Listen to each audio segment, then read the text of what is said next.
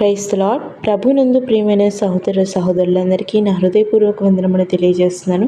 మీరందరూ బాగున్నారా? మీరందరూ బాగుండాలని నా అనుదిన ప్రార్థనను నేను జ్ఞాపకం చేసుకుంటా ఉన్నాను. మీ యొక్క ప్రార్థన విన్నపములను కామెంట్ రూపంలో తెలియజేయగలరు.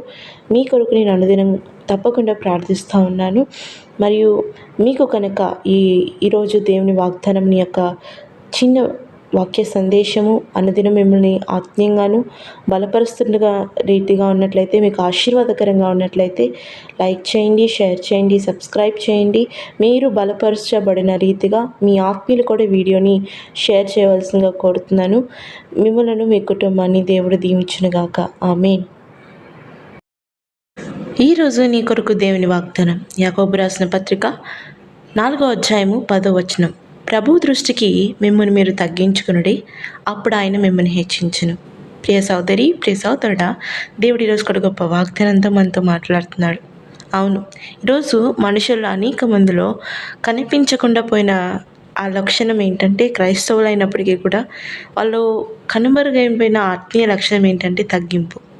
నువ్వెంత అంటే నేనెంత అంటూ నేను వాళ్ళు హెచ్చించుకుంటూ వాళ్ళ భక్తిని, వాళ్ళ యొక్క తలాంతుని వాళ్ళు ఎత్తి చూపుకుంటున్నారు. కానీ దేవుని మహిమపరచు వాళ్ళు, దేవుని దృష్టికి తగ్గించుకుని జీవించే వాళ్ళు చాలా తక్కువ మంది ఉంటారు. ఈరోజు దేవుడు మాట్లాడుతున్న మాట ఏంటంటే, ఎవరైతే నా ముందు దేవుని దృష్టికి తగ్గింపు కలిగి జీవిస్తారో వాళ్ళని దేవుడు హెచ్చిస్తాడంట. ఇక్కడ మనం బాగా గమనించినట్లయితే ప్రభు దృష్టికి అని ఉంది. చాలామంది మనుషులు మనం గమనించినట్లయితే మనుషుల యొక్క దృష్టికి వాళ్ళు తగ్గింపుగా నటిస్తూ ఉంటారు, కానీ వాళ్ళ హృదయంలో ఎంతో గర్వాన్ని, ఎంతో అహంకారాన్ని కలిగి ఉంటారు. కనుక అది ప్రభు దృష్టికి తగ్గించుకొని జీవించడం కాదు. ఎవరైతే హృదయంలో నుంచి తగ్గింపు తత్వము, పశ్చాత్తాప హృదయము, విరిగి నలిగిన హృదయము తగ్గించుకొని జీవిస్తారో వాళ్ళని దేవుడు హెచ్చిస్తారని దేవుని వాక్యం సెలవిస్తుంది. ఈరోజు ప్రియ సోదరి, ప్రియ సోదరుడా, ఈరోజు మనకి కూడా దేవుడు మనల్ని హెచ్చించాలి. మన కుటుంబంలోనూ, మనం చేస్తున్న ఉద్యోగంలోనూ, వ్యాపారంలోనూ, మనం చదువులోనూ ఎక్కడ మనల్ని హెచ్చించాలి అని మనం అనుకుంటున్నామో మొదట మనం అక్కడ తగ్గించి జీవించాలి. అప్పుడే మనము దేవుని చేత హెచ్చించబడతాం. ప్రియ సోదరి, ప్రియ సోదరుడా, అవును, బైబిల్లో ఒక వ్యక్తిని దేవుడు హెచ్చించాలంటే మొదటిగా ఆ వ్యక్తిలో దేవుడు చూసే లక్షణం ఏంటంటే తగ్గింపు గుణం. మనం అనేక మంది భక్తుల జీవితంలో బైబిల్లో చూస్తాం. వాళ్ళలో మొదటిగా కనిపించేది తగ్గింపు గుణం, విధేయత. దేవుని దృష్టికి వాళ్ళు ఎప్పుడు తగ్గించుకుని జీవించడం ద్వారా అనేకమైన కింది స్థాయిలో ఉన్న వాళ్ళు కూడా ఎంతో ఉన్నతమైన స్థాయిలో దేవుడు దీవించాడు.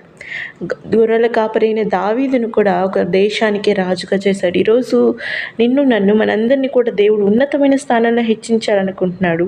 కానీ మొదటిగా ఆయన మన హృదయాన్ని, మన యొక్క అంతరంగ పరిస్థితిని పరిశీలిస్తాడు. ప్రియ సోదరి, ప్రియ సోదరుడా, మన హృదయంలో తగ్గింపు హృదయం ఉందా? లేదంటే మనం అహంకారంతో, గర్వంతో విరుచుకుపడుతున్న వాళ్ళమా? మనకున్న జ్ఞానాన్ని బట్టి, మనకున్న అందాన్ని బట్టి, మనకున్న డబ్బు, బలము, బలగాన్ని బట్టి మనం గర్విస్తున్నామా? లేదంటే అన్నీ మనకి దేవుడిచ్చినవి, ఆయన ద్వారానే మనకి కలిగి ఉన్నది అని మనం తగ్గించుకుని జీవిస్తున్నామా అని మన హృదయాన్ని దేవుడు, మన అంతరంగ పరిస్థితిని దేవుడు పరిశీలిస్తాడు. ఈరోజు ప్రియ సోదరి, ప్రియ సోదరుడా, నీ అంతరంగ పరిస్థితి ఎలా ఉన్నది? నువ్వు తగ్గింపు కలిగి ఉన్న వ్యక్తివైతే దేవుడు నిన్ను ఉన్నతంగా హెచ్చిస్తాడు.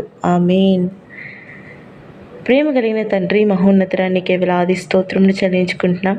అవునయ్యా, ఎవరైతే నీ దృష్టికి తగ్గించుకుని జీవిస్తారో వాళ్ళని మీరు ఉన్నతంగా హెచ్చిస్తారని చెప్పిన వాగ్దానాన్ని బట్టి వందనములు. బిడ్డలు కూడా అయా తగ్గింపు హృదయాన్ని, విరిగి నలిగిన హృదయాన్ని, నీ దృష్టికి వాళ్ళు అంగీకారమైన అంతరంగ పరిస్థితిని కలిగాక విశ్వాస జీవితము బిడ్డలకు మీరు దయచేయమని కోరుచున్న అయ్యా, వాళ్ళు ఎక్కడైతే హెచ్చింపబడవలసి ఉందో వాళ్ళ కుటుంబంలోనూ, వాళ్ళు పని చేస్తున్న చోట, వాళ్ళు వ్యాపారం చేస్తున్న చోట, వాళ్ళ చదువులు ఎక్కడైతే వాళ్ళు హెచ్చింపబడవలసింది అయ్యా, అక్కడ వాళ్ళు తగ్గించుకొని జీవించినట్టయితే వాళ్ళు ఉన్నతంగా హెచ్చింపబడతారని వాక్యం సెలవిస్తున్న రీతిని బట్టి వందనములు. బిడ్డలు కూడా మీరు హెచ్చించండి, ఉన్నతంగా హెచ్చించండి. అయా అంతరంగ పరిస్థితి అయా నీకు అనుకూలంగాను, అయా నీకు అంగీకారంగా ఉండి కృపను చూపించమని, గొప్పగా ఆశీర్వదించమని, నీ నామాన్ని మహిమపరచుకోమని యేసు నామమున ప్రార్థిస్తున్నాం నా తండ్రి. ఆమేన్.